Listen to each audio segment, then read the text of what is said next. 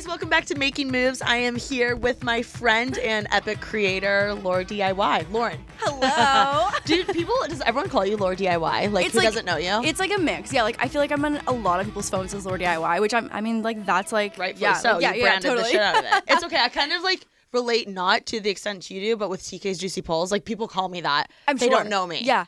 Just like one word, TK Juicy Pulls. Yeah, they're like, oh my god, it's TK's Juicy Pulls. But like LaurDIY is so like iconic. I feel like when I'm talking to my friends that don't know you, I'm like, oh no, like LaurDIY. I think I'm even in like Mia, who's my best friend of like all time. Like I'm in her phone as LaurDIY. I think you're LaurDIY in my phone. Yeah, probably. Yeah. It's so anyway, cool. How are you? I'm good. Thanks You're for one of having my me. like favorite creators to like talk to because I feel like you're so open. Like you give me so many tips. So thank you so much for coming on. Oh my god, I'll give you all the tea. What do you want to know? Okay, well, Lauren is, if you don't know who she is, she's been like a beast in the creator space for how many years? 10. Epic. I'm old. No, What do I say? I'm like experienced. Experience, wise. Yeah, wise. And Lauren is from Canada. Mm-hmm. We're in Canada? Just outside of Niagara Falls. Whoa. Like between Niagara Falls and Toronto, kind of like where I'm sick. from. What's the like? St. Catharines is the okay. city name. Yeah. So my mom's from Windsor. Oh. Yeah. So okay. I don't know how far that is. It's like kind of far, but when I was in Toronto, a lot of people that I went to school with were from Windsor. Yeah, because she lived in Toronto for a long time. Wait, we had this conversation because she's dual citizenship, right? Yes. Yes. I think so. Yes. Yes. We've had this conversation. Okay. Yeah. But she didn't get it until like way after she had been married to my dad. Like she didn't get her citizenship in the U.S. I mean, they make it a fucking process. Fork, yeah. Fork, yeah. Okay, so you grew up in Canada, and then how old were you when you moved to LA and you had this amazing YouTube career? So I didn't move until about a year after I graduated from college. From college? Yeah, so I would have moved in 2016. So I would have been 23, maybe? 22, 23. Yeah. And then did you, throughout college, were you doing all the videos? Like, was your shit blowing up, or did it not blow up until you got to LA? No, I mean, I definitely wouldn't move out to LA without like having like a solid like situation happening. But I was doing YouTube for the last 3 years. So I did my first year, and then kind of like between first and second years when like I started to be like, okay, like let's do this for real. And I committed to it, like uploading weekly, and I was doing it for 3 years until I graduated. And so it was like a lot. It was a full-time course load of like college, and then full-time course load, crazy course load quotes of YouTube. And so then by the time I graduated, I was like more than ready to go full-time with it. I kind of did like a bi-coastal thing going back and forth, because like when you move to LA, you're like, okay, who's gonna actually be my friend when I move out here? Yeah. So I did a little bi-coastal thing, and I moved here for a couple months just to like test it out before. Was this when you were downtown? No, I moved to Hollywood first. Oh, that's right. Yeah, I did a year in Hollywood. Yes. Yeah. That's crazy. I know. Were you with all the Vine people? I was in the building. So my ex-boyfriend was in that building. Got it. So what was that building called again? 1600 Vine. 1600 Vine. Yeah. It was such a scene. It was like Rudy. It was like Cody Johns. It was Logan Paul. It was Fuzi, and then my ex, all in like this crazy. little corner. It was insane. Did they all plan that? I don't know. It's just like all these Vine kids, I feel like, were moving out from different parts of the U.S. and everyone's like, oh, come move to this building. Like, we all live here. And they're all like, of course, like Hollywood. It was like the frat of Vine. Period. Yeah. That's pretty crazy. Yeah, it was wild. They should do like a parody of that. Oh my God, 100%. Era. Yeah. Yeah. Okay, and then you met your boyfriend at the time, and that's how you like hung out with that whole crew and stuff. And yeah, and so I mean, like it was like so nice to move to LA and know people and have like a built-in friendship, which I feel like makes the move way easier. That's the one thing that drives me nuts about this space is I feel like it's such a small group of people, but very rarely do people actually like hang out or give each other ideas or like converse. Oh my God, yeah. Right? Yeah. Well, it's like you have so many like event friends. Yes. You have so many acquaintances. Yeah. And I feel like there's we so all many know people. each other. Everyone knows each other. And I feel like people are scared to see if other people are friendly. Yeah. Does that make sense? It's like you're like acquaintances, you like each other's Instagram photos, but it's like, are we like, can I like actually ask you a question? Or like, did you just say that? Exactly. Like, do you actually want to go for lunch? Or did you just say that? Well, there's so many people I know that like literally live right next to each other, and they're like the biggest creators in the world, and they don't talk. Oh my God, yeah. It's crazy. Yeah. Right? It's wild. But do you think it's because like in the past, Alicia tries to explain this to me. Like in the past, like I feel like collabs and stuff were so like I wasn't in that era. Oh my God. So are you just all triggered from that? A little bit. So I feel like I was 1 degree of separation out. Like I was very much in that, but I was DIY. So where I feel like a lot of like the lifestyle girlies were a little more catty with each other because I was always able to have my content be a little bit different. Got it. Like there was a lot of because you weren't in their like category. Yeah, or like I was like on the outskirts of it. Yeah, exactly. So like I could collab with them, but my videos were always like DIY focused, especially in like 2016, like in that era. So I feel like a lot of the friction was based on people copying each other. So it's like it's like I mean, I don't know, you just like there's so many like fake people in LA, you have no idea who's actually gonna be nice or not. How do you know? How do you find them, the good ones? I feel like it's by like, you know how when you have like a friend referral, like that's how you find like your dental hygienist. That's how you find your hair person. Like that's how you find the good people. I feel like that's how I've met the best people in LA, is like through people that I also like and get along with. I would agree with that. Yeah. That's a good point. I think also though, sometimes you just have to rip off the Band-Aid and see for yourself. You know? Oh my God, yeah. How will we meet them? Totally. You're going to get burned a few times probably, but eventually you'll find some good ones. Exactly. Yeah. Okay, well, Lauren, I am very fascinated by you and your career because you are one of the only experienced creators, my boss included, OG creators that I feel like has stayed not only on the train, but as one of the front, like, running leaders of the train of like YouTube and, you know, influencer lifestyle, having this as your career. How have you maintained to do that? Because I feel like a lot of people have unfortunately fallen off it because it's a hard train to stay on. How have you done that? I mean, I think it's a combination of two things. Like, one is choosing to stay on it. Like, I feel like for people like Alicia and I who've been on YouTube for so fucking long, a lot of people just, like, don't want to do this anymore. Wow, great point. You know what I mean? Like, a lot of people, like... It's as simple as that. It's as simple as that when people are like, oh, they've fallen off. And a lot of people, I'm like, oh, they're just doing something else. Like, although this is truly the best job in the entire fucking world, like, I will literally never have a job as good as this one. There's like not a second that I take for granted. It can be so tolling on your mental health specifically, like being in the spotlight and having so much like speculation around your life that like a lot of people just don't want to do that anymore. Totally get it. And, you know, they might go to like maybe go to the other side, like work in social media on like an agent side or something, or just like go do something completely different. So I think it's a combination of like choosing to stay in this industry and then reinventing yourself. It's like you have to be comfortable with the uncomfortable and finding change and finding ways to reinvent your content, and not necessarily yourself, because like over 10 years you're obviously going to grow and change a lot just naturally. But I think it's a lot of like choosing to take a step back and look at your content and be like, hey, like what's working, what's not working, what do I enjoy, what do I not enjoy, and finding ways to continue to try your best to stay relevant. Yeah. How do you know when it's time to reinvent or like have a new era of LaurDIY? For me, it's every like mental breakdown. It's like, oh really? Oh my God, yeah. Okay, 100%. explain. Like I feel like people are like, oh, I look at my analytics, and when I see it, I'm like, no. I was expecting that. Like mental breakdown, and I'm like, I don't want to do this anymore. I'm just not happy with the content or whatever it might be. It's like when I'm feeling stuck and when I'm feeling like creatively just like drained. And I think there's a difference between having like a brain block and feeling creatively drained. And so when I'm feeling just like drained and I'm not enjoying what I'm doing, that typically means that things will not perform well because like my heart's not in it. And so I feel like when I hit kind of like that wall is when I'm like, okay, I need to reassess here. That is really interesting. What other creators do you look at and you're like, I want to be as good at evolving and reinventing as they are?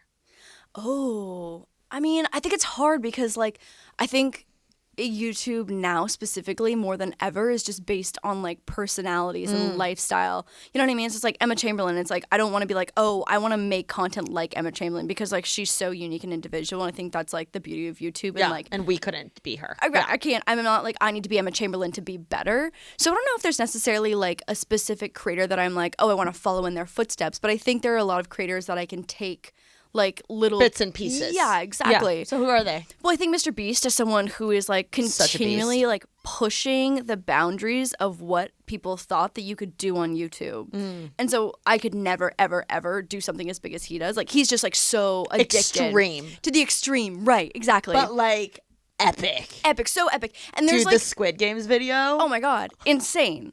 Like Better fucking than Squid insane. Games. Yeah, Like, literally, exactly. yeah. Exactly. But like, so like I don't have the addiction to that. It's like I want to do things extreme. But I think it's really inspiring to see how he can just like move the mark so incredibly. Like it's like legendary. Like remember when Casey Neistat started doing daily vlogs to like that kind of quality, and it was like just one of those moments where like wow, this was like a moment in like YouTube history. I feel like MrBeast is like that too in how he just like does insane concepts. He is relentless. And what I admire about him so much, and like how I relate it back to like myself and even Alicia's channel, like what he's willing to do for like the shot or the video. Yes. Like obviously some people have taken that to the extreme, but like I want to have that type of relentlessness when I'm like too late. Like I'm like, it's fine. No. It's not how I envisioned it. One more time. Because seriously, like, I know people think that's crazy, but that's what makes y'all stand out. Yeah, no, 100%. And I do think that there's a balance between, like, his level of, like, craziness and, like, what we should strive for. But, like, overall, I think that it's really inspiring to see, like, that you can always find ways to push yourself a little bit further. Okay, who else does it for you in the reinventing, evolving side of things? It doesn't even have to be creators. It could be like celebrities, singers. I think Taylor Swift does a magical job of it. Oh, I think someone like Shay Mitchell is really cool. Like I'm really inspired by her and the way that she's taken, like, I mean, obviously Pretty Little Liars, she's done so many like she's major had eras. Yeah, literally. Totally. But like even outside that, I think like from a business perspective, the way that she's launched Base has been so incredibly successful. She's got her sparkling like tequila seltzer, I think now. Honda. Yeah. I love it. Yeah. I haven't tried it yet. I'm literally a consumer of all of her shit. Now I'm just now realizing. Oh my god. Yeah, all of the Base stuff. I have so many pieces. Yeah. But I think it's really cool the way that she. Oh my god, the travel bag. Dude, I die. They just came up with a doggy carrier. Very cute. You need that. Very. But my dog is too big. Yeah, exactly. Remy needs that. Remy and Alicia need that. Yeah.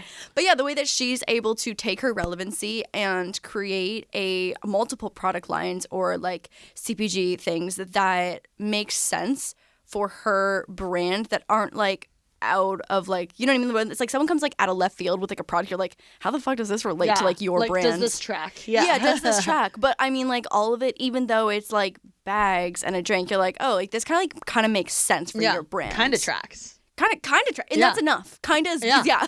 Exactly. I feel like that's how I felt a little bit when David came up with perfume. I was like, huh? What? Yeah, that did not track. But it didn't track, but like then it's like he came up with a commercial and I was like, wait, I'm obsessed. I want to buy it. Oh my god, that commercial was insane. Probably one of the best like influencer commercials I've ever seen. 100%. But like it makes me wonder if it's selling well because he's still pushing the shit out of it and it's been a long time.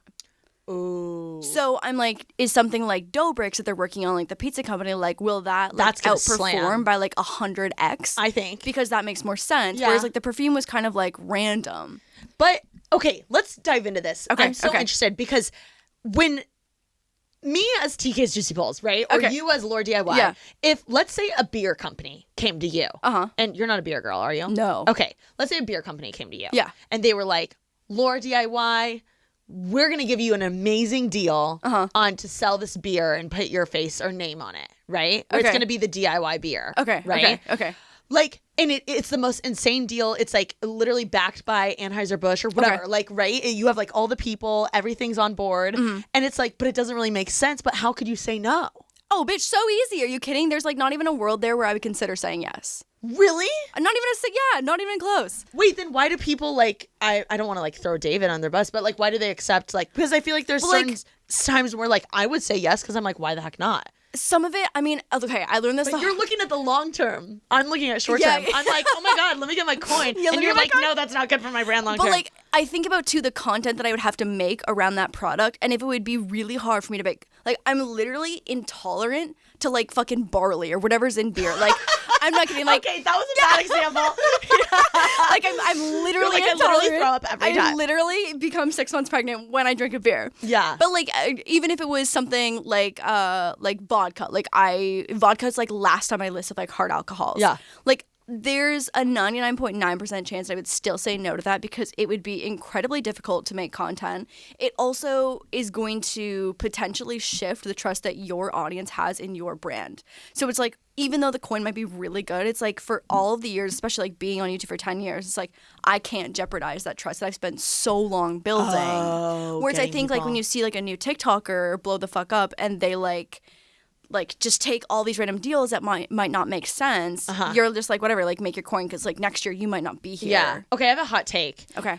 Don't you think that guys get away with doing those like not making sense, stupid things way more than girls 100%. on the internet? Yes, 100%. Even in celebrities, like traditional celebrities. 100%. Why do they get away with that?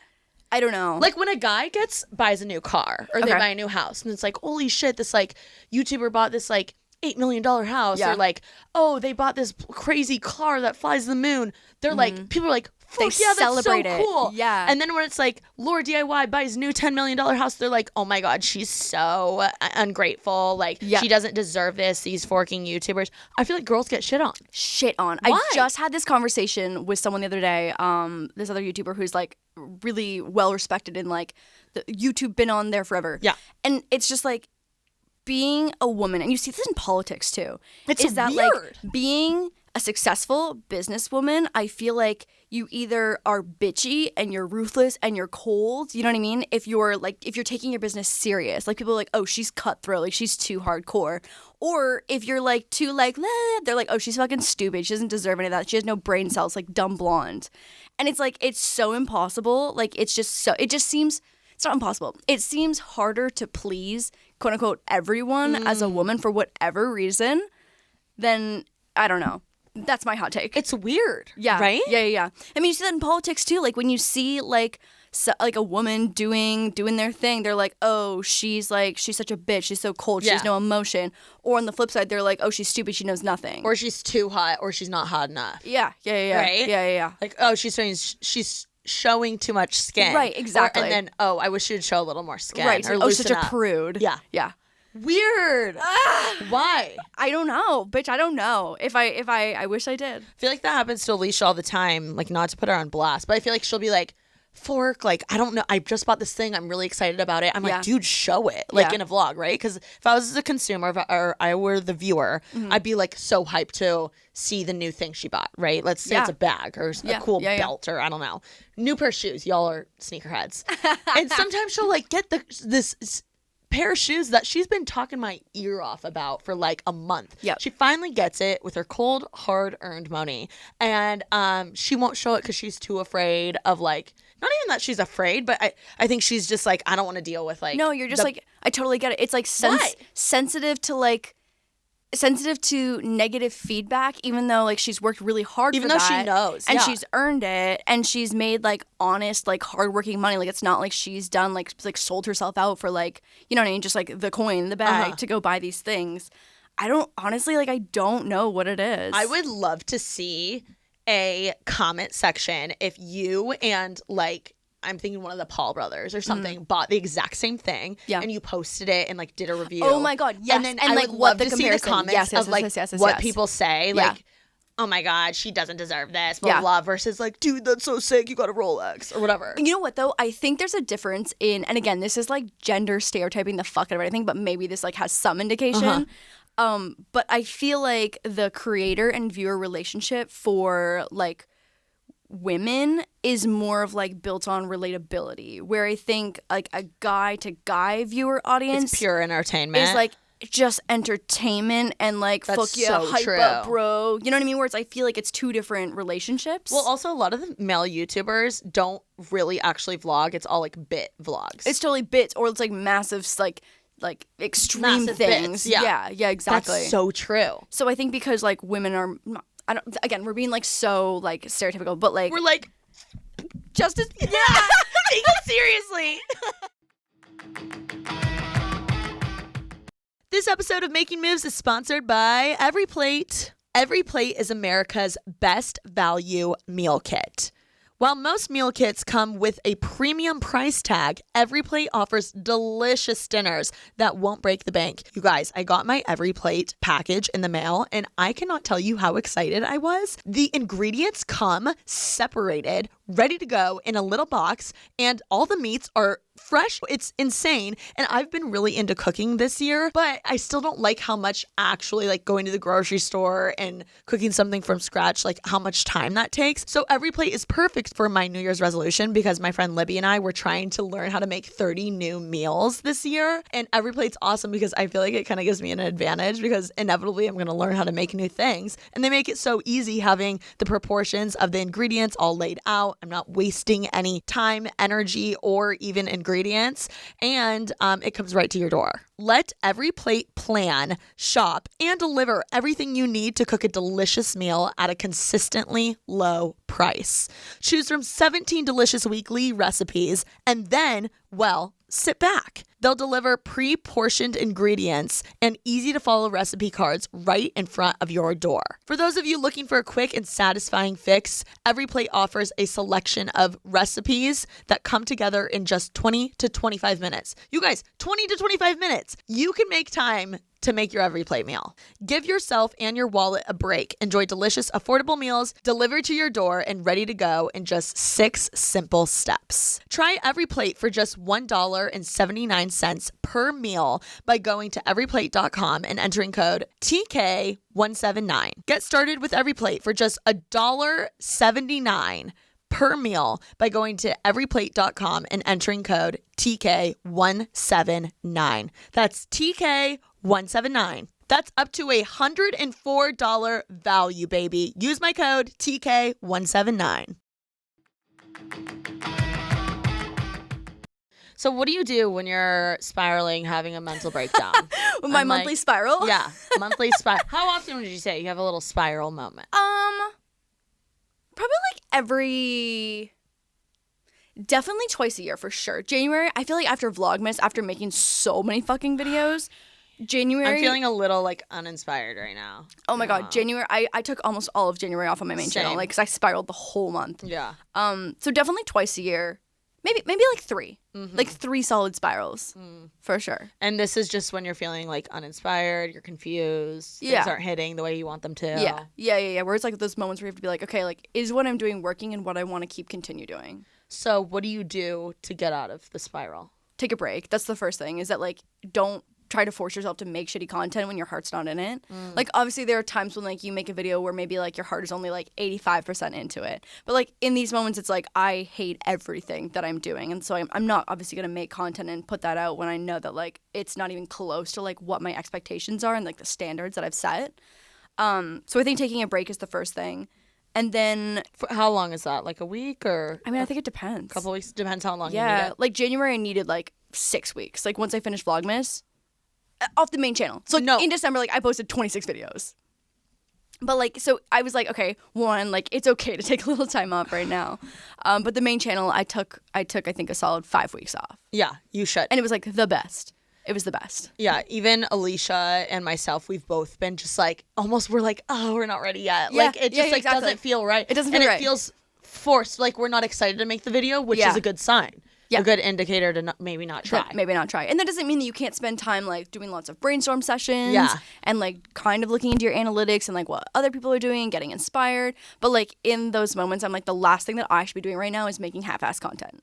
No one wants that. No. I don't want that. The audience doesn't want that. No one wants that. I don't like watching it either. I feel like lately watching YouTube, I haven't been into a YouTuber in a hot second. I kind of feel the same way. Yeah. And I don't know what it is. Maybe it's because like everything feels like, oh, I have to post or something. I think also just like after Vlogmas, I watched so much content. Me too. Like I've been really into like watching video podcasts. Like I'm a big fan of. Me too. Yeah. Who do you like to watch?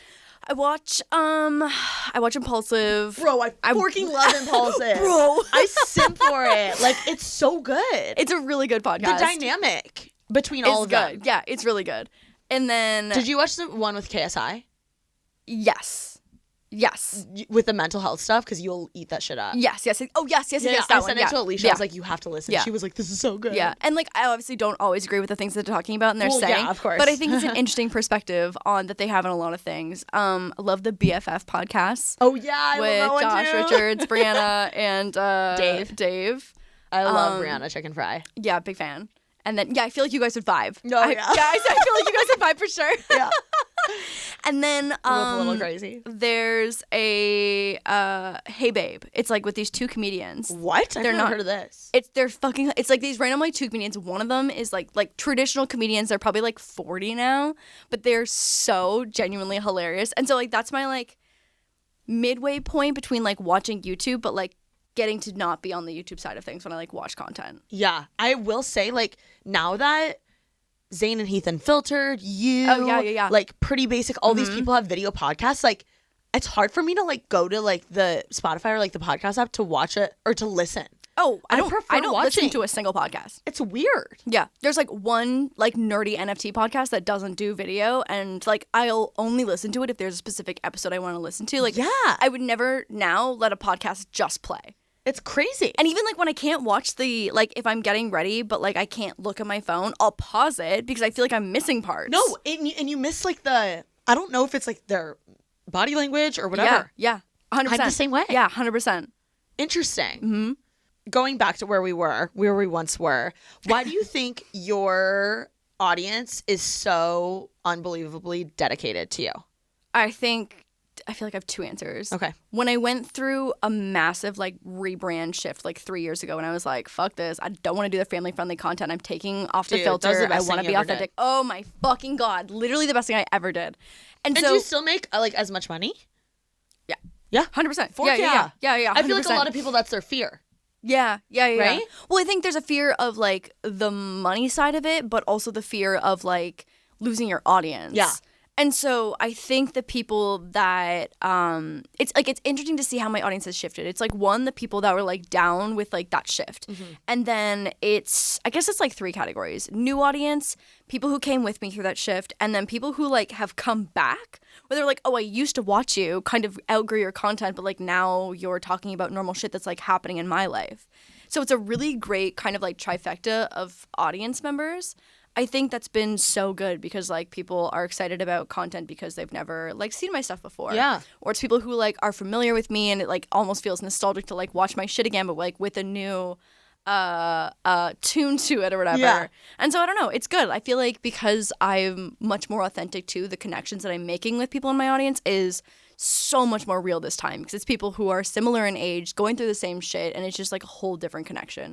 I will say I love when I watch your videos because it literally feels like I'm dead ass in the room with you. And I'm not just saying that because I feel like a lot of people say that, but you are even almost more real and like open on your videos than in real life. It's pretty crazy. It's so weird. But like I love hearing that because like I didn't know that about you, Lauren. I know, because when there's no one to react to it, you're like, I'm just gonna put this like really intimate piece of information on the internet. You'll be like, so last night my IBS. Couldn't go to this party because I was shitting. Yeah. No, like you really get in there, but I like it. I think that's... No, I mean like it's so like great to hear that from someone like you who also like sits in regular rooms with me too. Life. Yeah, exactly. What advice would you give to someone like me or a smaller creator that wants to get people invested in them? Because I feel like you and Alicia both like are so good with getting people just like invested in like whatever avenue you decide to take. People are invested. Even Remy, like she has invested, dedicated, like Remy people, right? So how do you get that invested audience? Because I think there's a difference between like, you know, people that watch, but then the invested people.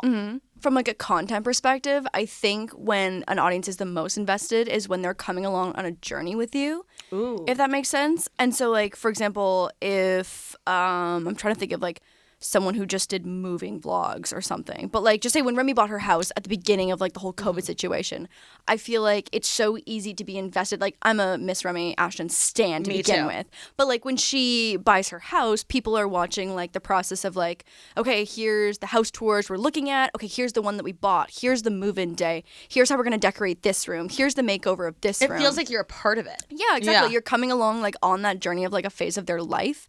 And like you sometimes also like get to help make decisions. You know what I mean? Like, because I all the time like, do you guys like what color rug should I do? Yeah. And like when you read the comments, you're like, oh, overwhelmingly everyone wants white and not gray. Like, okay, love that. Yeah. And so people are invested in the process because they're invested in like the actual literal process sometimes. Wow, I love that. And that's the moving vlogs is such a great example. Oh my god, like I've watched people's moving people vlogs move? of like people that I don't even fucking know. I've never watched their content, and then sometimes I'll even fall off their content after they move. But like for whatever reason, the moving content I is die fire. for. Yeah. If you're not moving though, what's a journey you could take someone on? If you're not moving specifically. Yeah. I'm like, because it's soon. so good and easy, but I'm like, what's a journey you could take someone on if you're not moving or you're not moving anytime I think soon? there's so many, like, I think people with like fitness journeys, I think even like if you're getting new hair, you know what I mean? There's so many things that like drag it out. Not even drag it out. I mean, like you could from a content perspective, but I think that like if you're sacrificing the quality of the if it's annoying on TikTok for someone to be like for a part 2, like don't do that shit. Yeah. No one likes that shit. That turns that. people off. I hate that. But like it makes sense if one vlog is like, okay, I'm getting my hair extensions out, like here's what my hair looks like without my extensions, and then the next vlog is like getting my new extensions. Like that makes sense because those are actually like days apart usually. And so, like, even that being 2 separate vlogs, I think people are invested in seeing the before and the after. You know what? That's what it is. It's the before and afters. Oh, okay. Yeah, the before and the afters. Being there for the whole process. Yeah, being there for the whole process, whether that be, like, 2 videos, 2 TikToks, a whole series.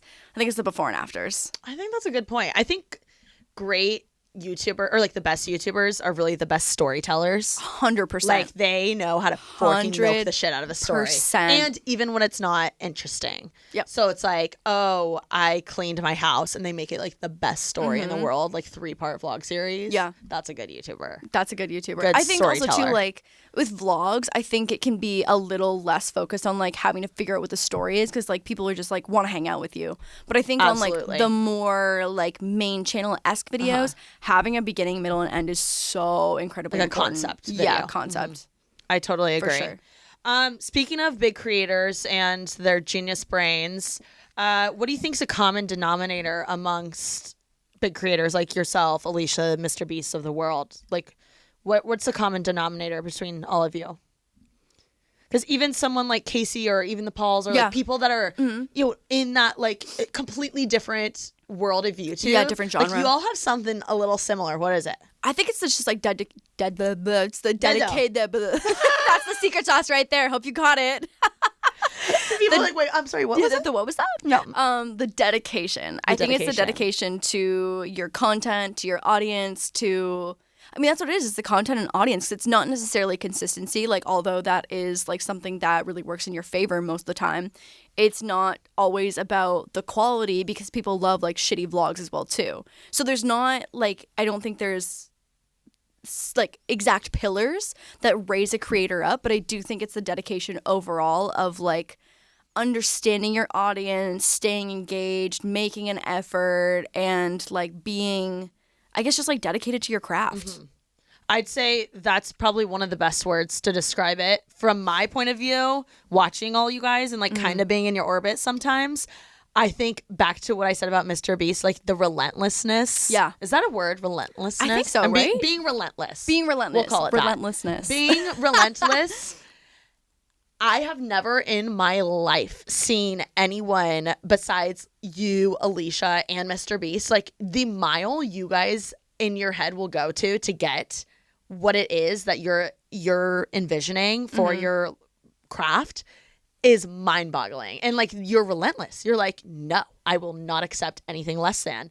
At least that's how Alicia is. I feel like that's how you are. I was going to say, I strive to be like that, and I'm flattered that you've put me in that same category. I will.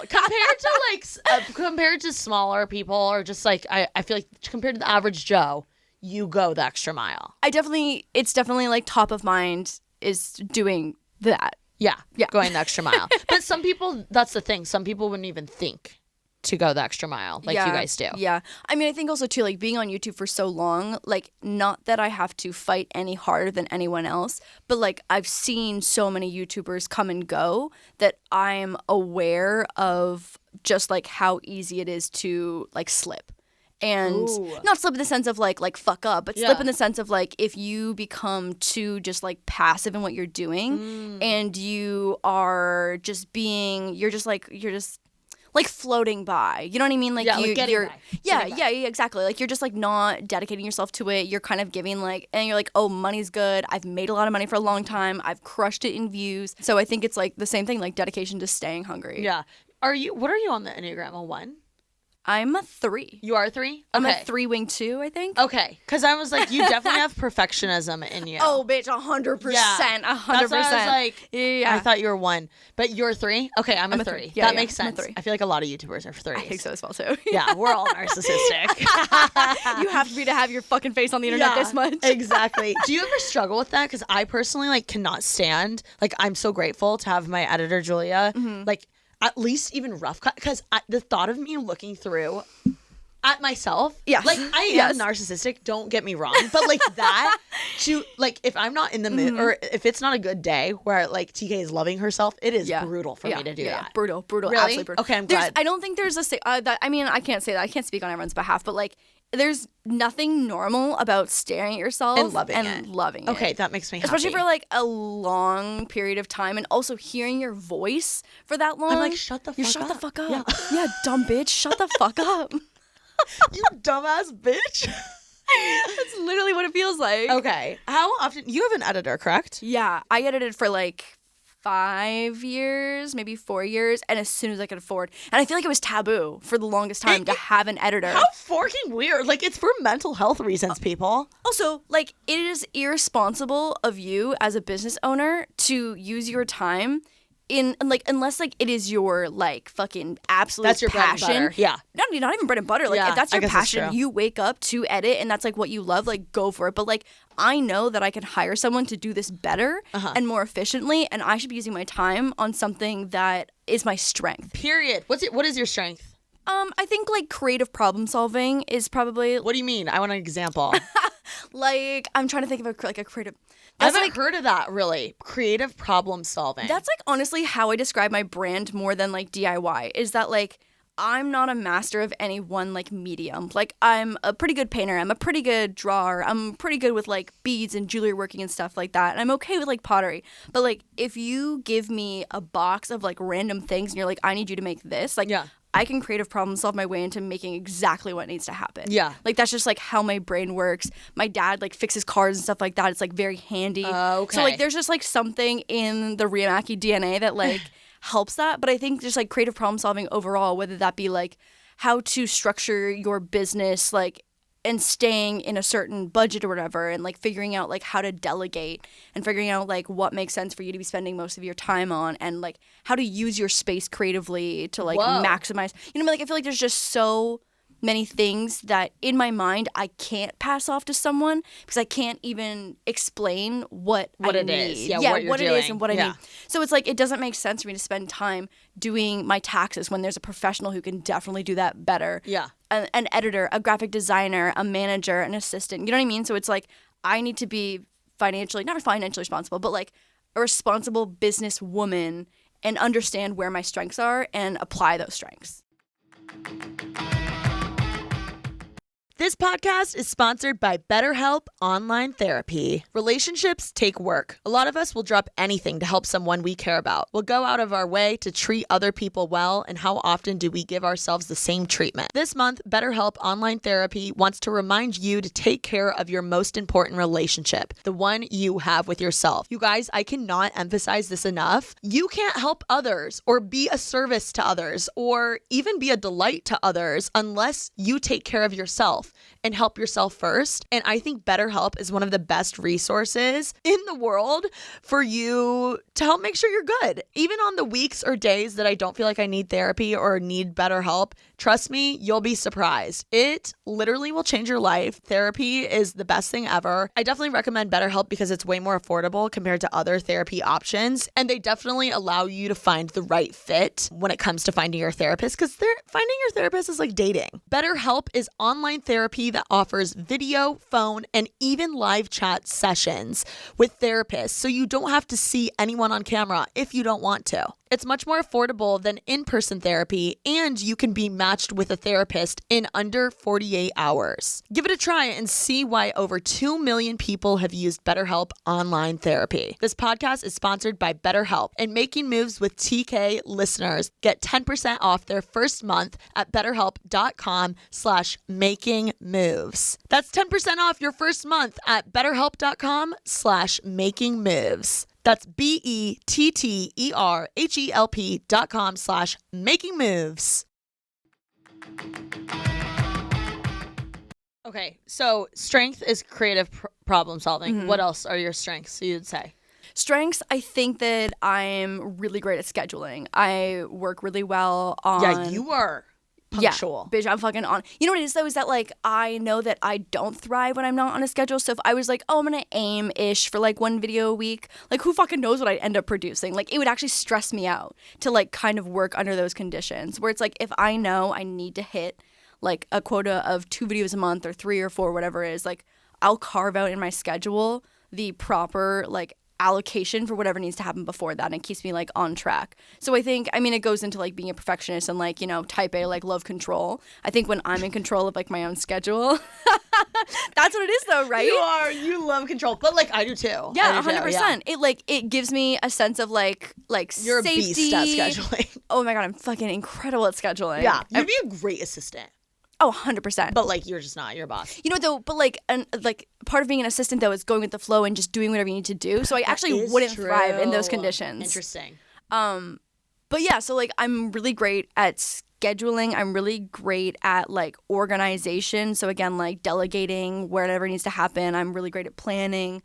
So being on top of like, so I have a shoot on Friday. And so like I spent the day today planning out like outfits, props, etc. Like every location's booked. And I checked in with like the photographer. And like I'm sure that I could probably delegate some of like those like logistical things, but I want to be involved in the creative process. So I'm like, okay, like what specific red sunglasses do I want at this shoot? Yeah. Wow. Yeah. Do you have a weekly schedule that you follow when it comes to like when you're filming on what days, you're doing what on what days? So my editor is pretty good in like the turnaround time. She really needs like 3 or 4 days. So I've switched over to an every other week schedule. So I usually try and shoot either Tuesdays or Thursdays. Wednesdays and Fridays I work with like a trainer in the morning. So I try and like make those like meeting and / call days. Okay. So I can just like look like ass the whole day and just like commit to that. So Tuesdays guys have it so easy again. They don't have to get ready. What? Oh my God. Yeah. Literally, I know. Oh my fucking God. Right? I know. You just like. Can you imagine? Yeah. I know. Like the amount of stress that goes into like getting ready. Hair washing routine. I know. It's like insane. And like actually look at your expenses, how much you've spent on your hair. I don't even want to know. I don't want to know. No, you will want to throw up. I looked at mine. Know. Yeah. I wanted to throw up. Yeah, and I'm sure mine's way less than yours. I don't even want to know. I want to put that in you know what? That's why we have someone else do the taxes, because I want them to look at that and not tell me how much it is. Yeah. I want them to tell me if I can afford it and if I can continue to have extensions, and that's all I want to know. Okay, yeah. Me too. Oh, your schedule. Your weekly schedule. Okay. So Mondays are like organization days for the most part. So I have a creative assistant as well too that helps me like conceptually and stuff. And so she works a different job. She works like a 9 to 5 on Mondays. So that's like awesome. Yeah, so she has like 2 situations going up and it works really well for us. So I spend Mondays doing like organizational stuff, doing emails, like setting up for the week. Tuesdays, Thursdays are usually shooting days, and then Wednesday, Friday I try and do for like calls and stuff like that. Got it. So it's like a loose structure. Yeah, and sometimes it varies. Totally. Yeah, so like Friday this week we've got like a merch shoot. Oh, awesome. Yeah. Yeah. Is this merch for you or for the pod? Mm-hmm. For you. Epic. Yep. Okay, and then what would you say is your secret sauce? Fuck, I don't know. You're like killer. You're silent but deadly. I think people would wish I was a little more silent. Like I think about my team, like when I'm panic texting them on Sunday nights about like random work things. I don't know. Like I don't know if there is like a secret sauce. I think like every YouTuber, like especially those who kind of thrive in like the lifestyle community, like your secret sauce is, this is so fucking cheesy, but is like just being yourself. Like obviously like it helps that I'm very organized. It helps that I'm driven. It helps that I'm, you know, can structure things business, and it like that makes sense to me. But I think overall it's like bringing your personality to any of the content that you're making. You said it best. Speaking of trying to stand out, what advice would you give someone like me, or a creator that's like feeling like they're plateauing or they're just they're not LaurDIY yet, right? So how do we get to that? How do we get that?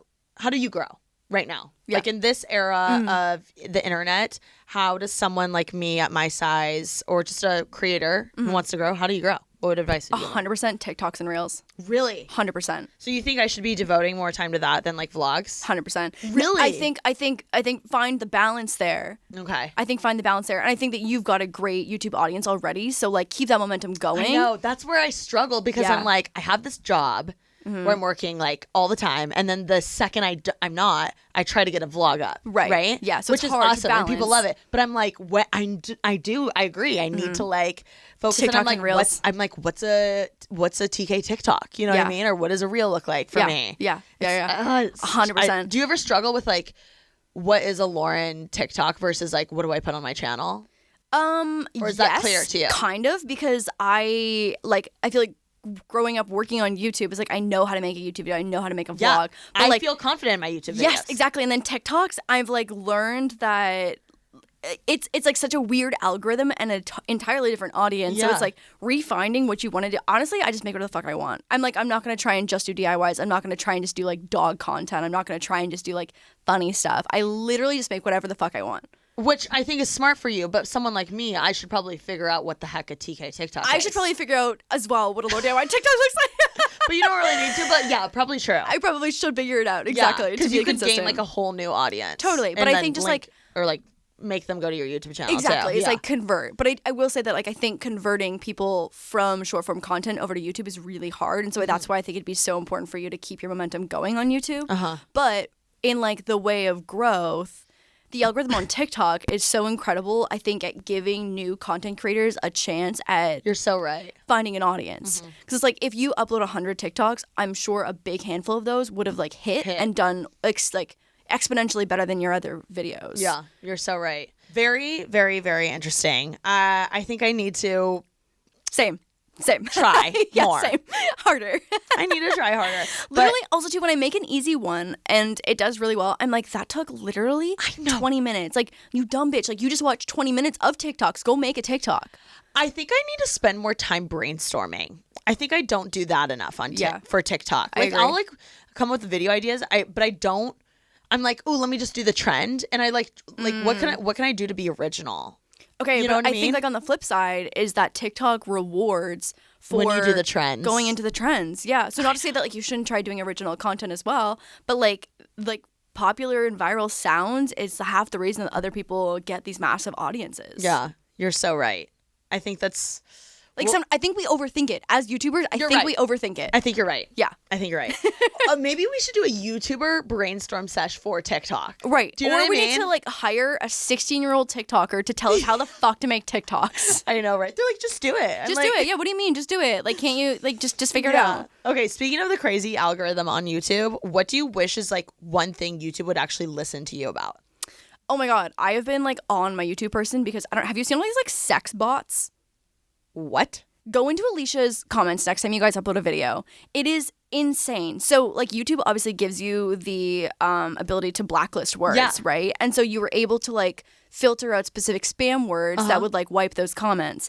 The sex spam accounts are getting so fucking smart, and you've definitely seen these before. I've gotten a bunch, or I've got a notification just the other day, and it was like, if you see a decrease in subscribers, we're going through and cleaning out bots. Oh, yeah. Did you get that notification? Yeah, and like they do that like every 6 months or so, but this is in the comments. So these like sex spam bots will copy and paste the like most popular comments and comment that, and then in their name it'll be like live cam girl follow me for sex, but they'll have brackets around specific letters so the words don't get fucking caught. Please control sex bots bracket. That's it's crazy. Insane. So you're just trying to get them to track that. The spam situation. Yeah, because I feel like they do such a good job at like helping filter out specific like spam situations and like words. Yeah. But like they've gotten smarter. The sex bots, they've gotten much smarter. That is, wow, what a way to advertise, you know? You just posted a short. I just posted a short. And how do you feel about shorts? I'm going back and forth. I'm trying. I'm going to give it a shot. I haven't really yet. Yeah. So, like, here's, like, kind of, like, my hot take on it is that I feel like YouTube is still in the learning process. So, at the beginning, they were like, you can put it on your channel or you can make a separate channel.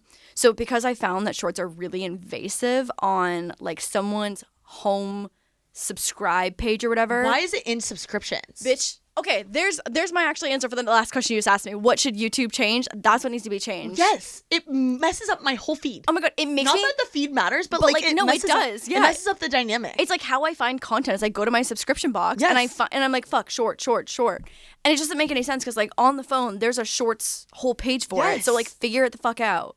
That's so weird. Yeah. Why is it in the sub box? I just like feel like they haven't figured out how to like sort it out or something. I don't know. It also, I don't like when someone goes to my YouTube channel and then they click videos and all the shorts are there. Yeah, and the thumbnail isn't an actual thumbnail, so then it throws off the whole thing. And even if there was an actual thumbnail, you'd be like, oh, you'd click into it and be like, oh, there's a 13-second video. Yeah, exactly. You're so right. It's a mess. Like I personally don't know if it was like ready to be rolled out yet because it's such like it feels like it's still in like such a beta mode right now. But I think that I know that they're putting hella money into like pushing the shorts because like obviously they want to be TikTok, they want to be Reels and like have that short form content. I'm gonna try it, girl. I've dabbled in a few of them and I just like no. Some of them have popped the fuck off. Oh really? Yeah, I haven't seen like a change in subscriber growth or whatever, but it hasn't been that long. Wait, what type of ones have like what? I just the content pull my shit from TikTok and put it on there. Yeah. Okay, I have to try that. This is like another tip for creators that like if you make a piece of vertical content, as long as you keep it like under 60 seconds, because I think Reels changed to theirs 60 seconds now too and not 30. You can make one piece of content, put it on TikTok, Reels, and Shorts. Yeah, the key is you can't film it in the app to get the logo. Or there's ways around to get that off. Yeah, the logo yeah. off. There's a website called Snaptic. You can put any TikTok into this app, and it just like takes off the TikTok logo. Yeah, that's crazy. So many ways around it. Yeah. Creative problem solving. Yeah, you're the beast at that. So. Work smarter, not harder. Exactly. Okay, let's dive into one of my new favorite LaurDIY eras. Here we go. Crypto section. Yeah. Crypto, NFTs, all the things. Can you explain, I guess let's start with NFTs. Okay. Like explain NFTs for dummies. Okay. You know like the yellow and black book? Yes. Yeah. For dummies. Yeah. Okay, so an NFT stands for non-fungible token. And essentially, like, hopefully this, like, I always sound so fucking nerdy. Okay, so it's essentially, like, a piece of data that cannot be replicated or changed. And so that piece of data can be a photo, it can be a video, it can be any kind of piece of information. And that lives on something called a blockchain.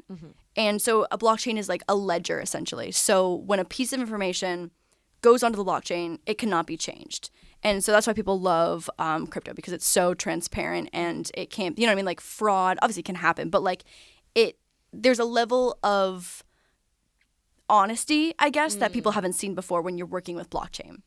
And so NFTs are usually like most frequently right now on the Ethereum blockchain, which I'm sure you've heard of, Ethereum. Yes. So there's like Love Bitcoin, Ethereum. there's Ethereum, there's Solana, there's a bunch of different blockchains. So NFTs right now most commonly I feel like are Isn't on XRP Ethereum. or something one Yeah, of them? there's a bunch of different ones. Yeah, exactly. But I feel like Ethereum and Bitcoin are like the most two common names that people are hearing right now.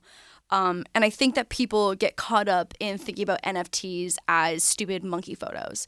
But like the actual... Right? Like, that's what people think of. And they see people like Logan Paul being like, I made $800,000 off of a monkey photo sale. What's relatable about this? Yeah, exactly. And like so much of the backlash that I see against NFTs and crypto are people that I feel like don't have a full understanding of what it is. Also, spoiler, I'm starting NFT content, crypto content on social media. Shut up. Yeah. Well, I just feel like there's like girls represent less than 15% of women in crypto. No, that's what I was saying. Like, that's some fucking bullshit. But also, I want someone to dumb it down for me. Yeah, Like, please make it for kindergartner level. Exactly. Like, because right now I'm like, what are you even saying? Like, do you know what I mean? Yeah. Like, when I see all these guys talk about it, I'm like, that just went over my head. Even like when Jeremy talks to me about my boyfriend who works at crypto.com and is like so insanely smart, the way that he describes things to me, I'm like, no one understands that. Yeah. Like this is like level 100 and like that doesn't make any sense to anybody who doesn't speak your language. Yeah. So Yeah. Anyways. I think also to other people, like even myself, I'm like, well, I don't have $1 million to just like dick around with. Okay, you know what we're I mean? getting into this. We're gonna get into this. So NFTs, so people think of it as like the photo, but what it is like essentially a smart contract. So again, it can't be changed. So a good example is if you buy something designer, right? And if you buy something designer, that transaction is on the blockchain, so you can see it, and the person who sold it to you can see it, and you see the exchange. That goes onto this ledger, right, in blockchain. And so you know that the Chanel bag that you just bought is real because you can see in this smart contract that is the NFT, it's the digital receipt. It's like verified. It's the verified, yeah, exactly. It's the verification. It is the authentication of what you're buying. So it's like the transaction receipt to know that it is real. And so if you were to go to resell that Chanel bag, you have the NFT, you have that smart contract, that piece of data that cannot be changed to say that this is real. Here's the certificate of authenticity, and I'm giving it to you. And so, like, I think that people get caught up in being like, oh, it's just this monkey photo. Whereas, like, this tech that's around smart contracts can be used for so many different things. Like, think about when you are buying concert tickets. And, like, I've bought tickets that were fake by accident. Yeah. But if you've got, like, this NFT of a ticket, like, you know that it's a real ticket. The buyer and the seller have, like, a verified transaction to know that it's a real ticket. So, like, there's so many. I think the people who don't understand, like, what is actually happening when an NFT is being creative and having that transaction don't understand that, like, they're like, oh, like these monkey photos, like these won't be around forever. And it's like, yeah, like the art bubble will for sure pop at some point. But like the tech behind NFTs is not going anywhere and is for sure going to be integrated into so much more just outlook. Like what we do moving forward. Love that outlook. Why the fork? Like, I don't understand the monkeys. Like, okay, why? I understand that that's an NFT and it's worth a lot, but like, why? Why are they monkeys? So, I mean, it's just like it's an artist who makes, a lot of times it's 10,000 or 9,999 or whatever pieces of individual art, right? And so I describe this best to people as like if you're a part of some exclusive country club or something, or like any kind of organization that you pay some kind of fee into. Yeah. And so outside of just having this this certifiably real photo of this monkey, I think it stands and it represents much more than that. So you get into a club, kind of. So it gets you into a club. And so all these like clubs. That's like the World of Women shit, right? And so, you know. Isn't that one of them, the clubs? Sure, yeah. Isn't it? yeah. So I have a World of Women NFT. Yeah. But like basically. Everyone always is like, oh, I'm in World of Women. And I'm like, what the fork does that mean? Okay, so actually, let's use this as an example. Okay. So you can think of your NFT as a ticket into a group of people, a community, an organization. And so World of Women is its own country club. Yes. Okay. Yes. So in the like analogy of this country club, or like we'll just call it like a club. Yeah. And so when you buy your ticket, NFT, into this club, so you have this piece of art, and it could look like a fucking piece of like a black circle. Okay. You know what I mean? But like that is your ticket into the club. That is your certified entry ticket into this club. Yeah. And so that can look like whatever. But for a lot of these projects, obviously a lot of them want to make great art. But when you see projects that have shitty ass art, like you just have to remember that it usually is a ticket into something else. So why would you want to be in the monkey club? Like, I don't get the monkeys. So, I mean, I don't have a monkey. I don't have a Bored Ape Yacht Club. And what is it? It's Bored Ape Yacht Club. Bored Ape Yacht. I see the monkeys everywhere. Yeah. Is that like one of the biggest ones? So Bored Ape Yacht Club and CryptoPunks are like the number 1 and 2. Yes. Those are the number 1 and 2. So like Justin Bieber just bought one for 300 ETH, which is like, I think it was like $450,000. Is that Ethereum? Yeah, ETH. Okay. ETH is Ethereum. Okay. Yes. Yeah. Yes. Ooh. Speaking She's language. Learning. Oh my god, I just spent 200 or 2 ETH. 2 ETH. So 2 is like $200,000? No, so the price of ETH fluctuates like every single second. That's so what like, I figured because it's Bitcoin or it's a cryptocurrency. Crypto. Yes. Yeah. So like today ETH is $2,500. Okay. So if you're paying 2 ETH for something, it's $2,500. Okay. Right. So so going back to World of Women. So for your club, like when I'm buying into this club, I know that 15% of all of their transactions go into this like community fund. And for this club specifically, they use that fund to support female artists and like female /tech / like for example, have you heard of the organization like Girls Who Code? stuff like that. Yeah. Yeah. So it's like they give back to a pre-selected group of charities and foundations. And Wait, fun fact, I know how to code. Shut up, really? Shut the fuck up. What can you do with code? I had a whole coding class. A little HTML? Yeah. A little CSS? HTML, CSS. Let's go. I mean, I didn't enjoy it, but I can do it. Oh my God, wow. It was pretty crazy. I was like glad. That was one of the classes that I was like, I'm glad I'm learning this. Yeah. You know what I mean? Yeah, yeah. Versus like every other where you just class. like, whoop, out the brain. Anyway, continue. So it goes 15% of the money that was spent on your transaction of the NFT is going towards females in tech, art. Yeah. So back into like coding, community. whatever. Yeah, exactly. So every month they work with a new artist and we get holders of this ticket, NFT, get airdropped, which just means like a free piece of art in the form of an NFT of a female artist that they've chosen to work with and they highlight. And so they just continue to kind of boost the female art community, which is great. Yeah. And so there's like stuff like that. So every club or whatever is going to be different. They'll have different things that they offer. Some of them put their money towards like group and community events. Some of them do like, I mean, they're all different. And that's why like people are buying into these different NFT projects because they all offer something different. And some of them offer nothing but literal clout. You know what I mean? Okay. Like some of these really, really big ticket ones are hundreds of thousands of dollars. Like CryptoPunk or something like that? Yeah. Like, and I'm not in their community, so maybe they do much more than that. But a lot of them, it's like, it's the same thing as like, if you want to have a Soho House. Or like, do you want a Rolex or do you want a Timex? Okay, got it. You know what I mean? Like they both tell time. Like these would both be NFT projects, but like one offers like status and clout. Got it. Yeah. I'm even thinking like literally clubs like Soho. You get it. Yeah, to you say just get it you're because a you're like member. exactly. So when you think about NFTs as more of like a ticket to something, NFT projects, I think specifically when it applies to like these art projects that people see. Okay. I think it makes a lot more sense. Okay. Now I understand that. That was a great analogy. Great job explaining. I know it's hard to do. No, I'm so glad it's helpful. Why the heck though is like one World of Women NFT like so expensive? Oh, like so there's specific like, amounts. Why is it worth that much money? I just don't understand that. Okay, so like from one perspective, all 10,000 of them have a different price point based on rarity. And so usually projects will tell you how many characteristics, and then it basically gets like roulette, right? And it's like if only 7 of them have this characteristic, but 8,000 of them have this characteristic, obviously the ones that are more quote unquote rare are going to be worth more. Okay.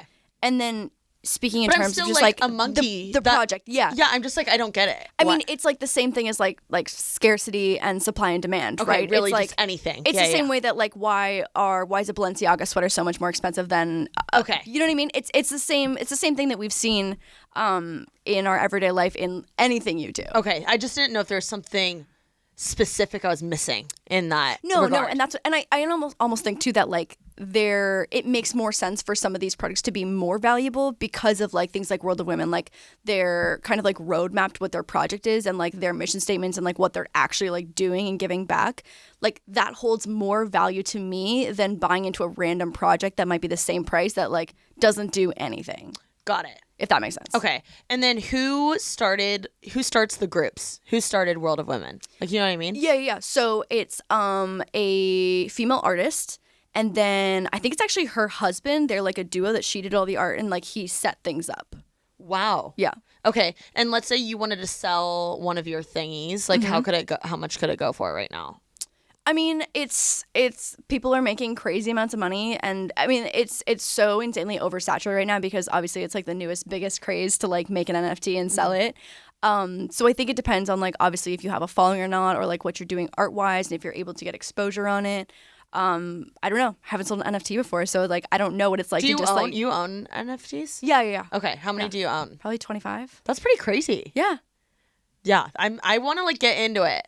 Yeah. I feel like I would love it, but I just need to know the facts. Yeah, no, I totally. And like that's where like I think the biggest thing is that like people need to understand is that you shouldn't be getting into NFTs as an investment. That is like the number one thing. Got is that it. like so it's not like a financial advice. No. This is not financial advice. NFA, not financial advice. I mean, it's the same way that like if you wanted to throw $100 at a really risky tech stock, this is the same thing. Okay. This is the exact same thing. It's like this should not be like your long-term financial retirement situation. So it would be like someone who is passionate versus someone that has buttloads of money. They should invest in something versus like trying to make money off of it. I mean, I think like the most important thing is that if you want to get into it is like do a deep dive on like learning and like fully understanding, because you can join different group discords and like still learn and participate but not own an NFT in that project. Like there's so many communities that are like bursting with information. I think that's almost the hardest part of like getting started in crypto is like not knowing where to start for information, because it's like so overwhelming and so confusing. So like there, I would spend so much time learning. Like if you're not there with like a ton of extra money, I would learn everything you possibly can. I would learn about the currencies. I would learn about blockchain. I would learn about like NFTs as a community as a whole.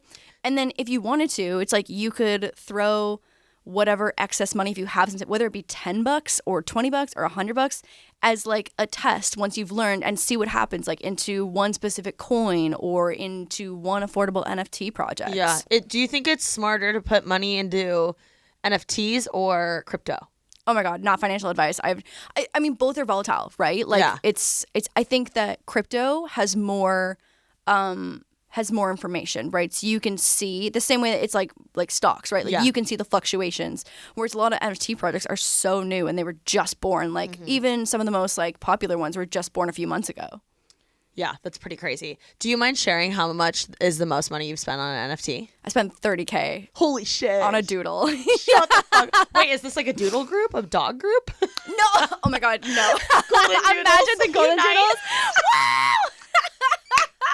Oh my God. Wait, what's a doodle? So a doodle is this one specific project that I've had my eye on forever, and I fucked up, and I saw the project at like 2.5 ETH, and I was like, oh fuck, that's kind of a lot. Like I don't know, like I just made some other purchases, and then basically ETH crashed not that long ago. So if something is 10 ETH when Ethereum was at 4,000 per one Ethereum, and it's still 10 ETH now, but one Ethereum costs $2,500. Like obviously that is so much more affordable, quote unquote, than it was before. Okay. So when Ethereum crashed, I was like, fuck, I was like, it's never gonna get cheaper than it is now. Like I want to be part of this community. Like I have to do it now. And so I liquidated some other assets. I sold some other NFTs. Okay. And wait, why did you want to be in the Doodle Club though? Why the Doodle Club? Yeah, what's so fascinating about doodles? I mean, I just love the art, and I know that like what does the doodle look like? A doodle is very cute. I'll show you a picture of a doodle. Is it a dog? No. It's this cute little like kawaii. I mean, when you see the picture, you'll be like, oh my God, yeah, that makes a lot of sense for you. So the actual artist too is like from 10 minutes outside of my hometown. So like, oh, okay. I also love knowing that like that art, like that money is going into like the artist's pocket. Like I love that. Cause like also when you think about when people pay for like the socialite clubs, like you have no fucking idea where that money goes to. Also, people pay a fork ton for art just in their house. Dude, it's insane. Art is so expensive. Like people will drop $100,000 and like you don't even have the like certification of if that shit's real. I know. So it's like, yeah. Can you even can you write off any of this shit on your taxes, like by like paying for art or anything? I don't. So all of this is so new that I think all of like the Probably tax not. law is like getting figured out right now. Because couldn't technically, if you bought like a real tangible piece of, okay, that is the most you thing ever. It's so fucking cute, That's right? cute. It's super cute. That's really cute. Yeah. Oh, wait, which one's yours? I can't remember what mine looks like. Yeah, show me your doodle. That sounds so inappropriate. I would love to show you my doodle. Show me your doodle, Lauren. Oh my gosh. I am so fascinated by all this. Here's my doodle. Oh my gosh. He's pretty cute. So that's $30K. He's got a cute little puffer jacket on. Yeah. And so like when people just see a stupid photo and associate that price tag with it, they're like, what the fuck? Yeah. But it's like if you're paying whatever that price tag is to have that ticket to enter or something, or like this ticket to like this community of people and events and network or whatever. And then also like just say Soho House, right? Was I think it's like what, $5K a year or something? Mm-hmm. Something like that. It's like, okay, so you could spend that $5K, you get access to all those things and stuff like that. But now when you're done with that membership, like as long as the project has increased in value, I can now sell my ticket into this membership and make money off of that. Soho House, you just fucking, you lose your 5K. True. And so like obviously that doesn't apply to every project, and that's what people want is they want to flip it. Some people are just in it to make quick money. But like I love the idea of like having access to that, and like if the price goes down when I'm done with it, like whatever, you know, it's like I had a great time in the community. I met great people. I went to really cool events. And then if it raises in value when I'm quote unquote done with it, I can give it to someone else and then make a profit off that. Yeah, that part of it is cool. Yeah, it's really cool. Right. I think it's all really cool, actually. Yeah. Okay, last like main question is, I hear all the time on like when dudes are talking about this on podcasts, when I'm like sometimes dabbling, they're like, no, don't say that yet, because like they don't want they don't want their followers to go invest in a certain NFT group or something. Have you ever heard that? Oh. Like I've heard like people being like, like a pump and dump? Basically they'll like freak out. Even on Impulsive, they've been like, no, don't say that NFT yet or something, because it sounds like they don't want to expose it before because they haven't purchased it yet. And so they don't want it to like raise the price or something. Is that like a thing? So usually, so there's a term called minting. Okay, what does that mean? So it essentially means that like when it's like the official ownership moment of you taking ownership when a project launches. Okay. So World of Women, when they first came out, they're like, hey, we've got 10,000 of these.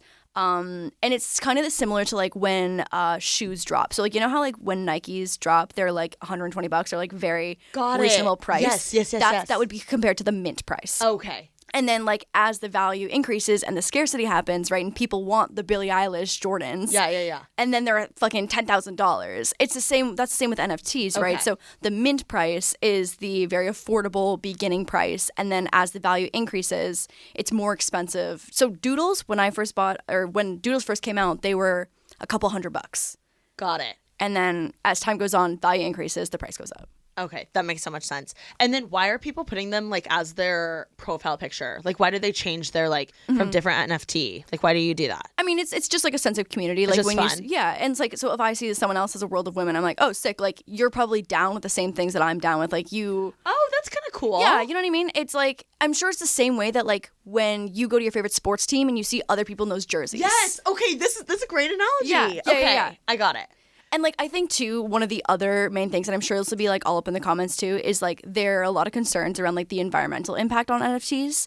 I don't know if you've seen that before, but like that's always like the biggest moment of backlash, I think, is that people are really concerned about it because it takes a lot of energy to do any kind of transaction, especially on the Ethereum blockchain, which is like where most NFTs are. Okay.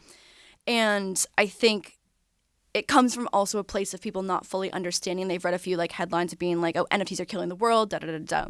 And so I think the first thing is that like you don't know exactly where the energy is coming from. And a lot of NFT projects are using clean energy. And they're giving back and like dedicating their project to being carbon neutral. Because if you are making transactions on the Ethereum blockchain and it's coming from like dirty, shitty energy, like that's obviously not good for the earth, and that is like not the goal. But then there's also something called Ethereum 2.0. Stay with me. And like, so okay. So right now, Ethereum works on something called proof of work. And so essentially a whole bunch of transactions need to happen, which requires a lot of energy, which costs the world clean air or whatever. But Ethereum is eventually, in the near future, like probably this year, moving to something called Ethereum 2.0, which is going from proof of work to proof of stake, which requires much less transactions, and it essentially like completely obliterates all of like the dirty energy usage. Yes. And so that's happening super soon. I feel like people don't understand like how close that is. And also we don't know where the energy comes from. Like there's no way to prove like what % of energy is bad energy versus clean energy. But I think that a lot of people get really concerned because they think that people are just in it to make quick money and to just like... See, that's what I thought. Yeah. Where do you think people could learn more about all of this? Fuck, man. That's what I'm saying. It's so hard. There's just so much information. And even like, it's like the perspective too of the writer, because some people will come in like just completely shitting on NFTs because like their research isn't completely valid either, right? But like even the things that I'm saying, like my perspective is everything we just talked about. You should do TikToks, I feel like, on this. Oh, girl, TikToks and Reels. That's what I'm going to do. It's like, I don't want to do YouTube content. No, please do. I want to do, because like when I like learning about crypto and NFT stuff on... You want it quick. I want it quick. I want a little nugget of 30-second information of something that I didn't know before. Bro, I think that would be so good. I'm excited. I'm really excited for you, and I'm excited to learn from you.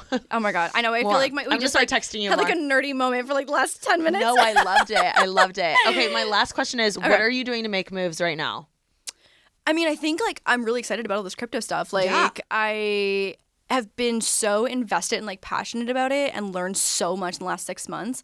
And I see so many girls wanting to get into it. And I feel like there should be so many more. Like, this is happening. Like, crypto is happening. NFTs are happening. So it's like girls who don't want to get in it, it's like it's happening with or without us. So like fucking get in it. Yeah. And I'm just feel very impressed with the knowledge you do know on it, by the way. Oh my God. Well, I've spent a lot of time learning, and I also have like the luxury of having Jeremy who's an expert. And so like I can ask a lot of stupid questions. Whereas like I feel like when you have an easy beginner question or like even a really difficult question, like sometimes it's really hard to like dig out that answer from someone, where it's like I do have the luxury. So I feel like that's even like one step further of like why I should be making content, because like I have access to like beginner information, intermediate, and like hardcore expert stuff. Yeah. Have you guys done a podcast on like you asking him like beginner questions? No, I don't know. I just like get nervous that like people don't want to hear all of it. I mean, that probably is true, but that could bring like a whole new audience that does want to hear about it, you know? Yeah. I mean, I'm going to feel it out. I'm going to start making the short form content and see how it goes. Totally. And then we'll take it from there. Yeah. Well, okay. I'm really excited for you. That's so smart. I'm excited. No one's doing that. Yeah. I feel like. I see about like when people buy it, I don't see like the how-tos. Right. And I also feel like you only see the crazy headlines that might not put it all in the best light. You know what I mean? You're not seeing all the other stuff that's like actually happening. And like, I want to be able to change the perspective of people who are like, fuck crypto. Yeah. Yeah. Yeah. Good for you. Okay. Well, thank you so much for coming on. Thanks for having me. You are so insightful. And where can people follow you? LaurDIY. And then I don't have my handles yet for crypto, but TBD. Wait, so do you think you'll do like a separate? Shut up. For sure. 100%. Okay. So it'll be like 100%. Laura Crypt. Yeah, Laura Crypto, Laura NFT, Laura NFT. Wait, that's kind of funny. I have the handles already taken, but I haven't like gotten them set up yet. You have Laura NFT? No, I have a different one. Okay, yeah. I was like, that's kind of iconic. Like the 3 letters. Yeah, the 3 letters. I know, it's pretty good. Yeah. It's pretty good. Okay, so they can follow you on there, follow you on, you did your YouTube and everything. And guys, check out our podcast. Oh yeah, Wild Till 9. That's right, Wild Till 9. Yeah, it gets sexy over there. It does, yeah. It's so funny because it's like it's like literally not what you would ever expect. You think? Your podcast. You think? Yeah, like I think it's juicy. Like when I listened, I was like, oh shit. Yeah. I mean, like it's just no filter. We just like chat about whatever. Okay, Wild After 9. Wild After 9. Yeah. Exactly. Anyway, guys, thank you so much for listening. Go check out Lauren and Jeremy's podcast, Wild Till 9, and do all the things. Look at her NFTs shit. I'm really excited to learn more, and I'm so excited to follow your crypto stuff. I'm excited. I trust you, too. I feel like you're a good resource for me in the crypto world. I mean, like, I won't post anything that's not, like, heavily researched, too. Yes. Yeah. She's a smart girl. And be sure to rate, review, do all the things, and follow me on Instagram at makingmoves_, and subscribe. Love you so much, and make someone's day this week. Peace.